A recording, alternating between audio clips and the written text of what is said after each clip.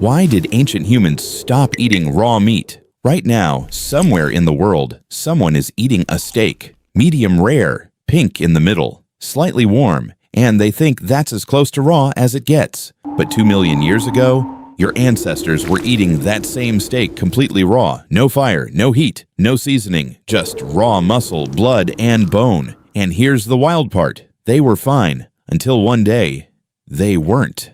Something happened. Something so small, so accidental, so completely unplanned that it didn't just change what humans ate. It changed what humans became. Let's go back, way back.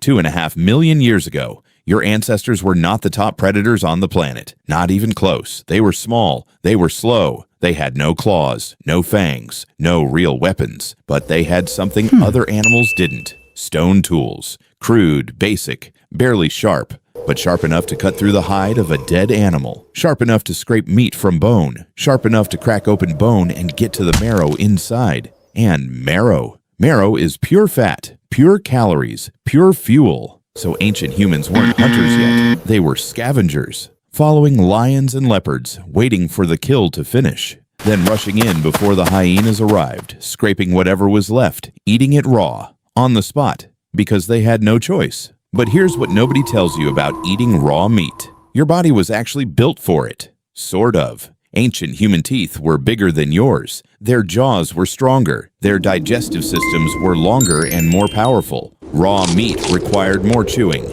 more digestion, more energy. But it worked. For almost 2 million years, it worked. And then, fire. Nobody knows exactly when it happened. Maybe someone dropped food into a wildfire. Maybe lightning struck near a kill site. Maybe a spark from stone tools accidentally landed on dry grass. But at some point, between 1 and 2 million years ago, an ancient human did something no animal had ever done before. They held food over flame and tasted the result. And everything changed. Because cooked meat tastes completely different from raw meat. It's softer, it's richer, it releases flavors that raw meat never could. The proteins change structure when heated. The fats melt and spread. The tough muscle fibers break apart. Suddenly the same piece of meat that took 20 minutes of chewing to get down could be swallowed in seconds. And the calories? Doubled. The same amount of food, twice the energy. But here's where it gets really fascinating.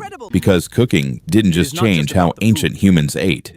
It changed their bodies. Completely. Over hundreds of thousands of years after cooking became common, something remarkable happened. Human jaws got smaller. Human teeth got smaller. Human guts got shorter. Because the body didn't need them anymore. Cooking was doing the digestion for them, pre-breaking down the food before it even entered the mouth. And all that energy the body used to spend on digestion, it got redirected to the brain. Some scientists believe this is the moment human intelligence truly began to accelerate. Not when we made tools, not when we formed groups, when we learned to cook. Fire didn't just feed us. Fire made us smarter.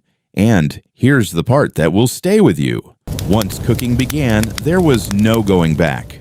Because the body adapted. Human digestive systems slowly became dependent on cooked food. Today, if you tried to live entirely on raw meat the way your ancestors did, you would struggle. Your gut is no longer built for it. Your teeth are no longer built for it. The transformation was so complete, so total, that your body literally forgot how to eat the way it ate for 2 million years. All because of one accidental moment. One piece of meat, one flame, one taste that rewired the human body forever.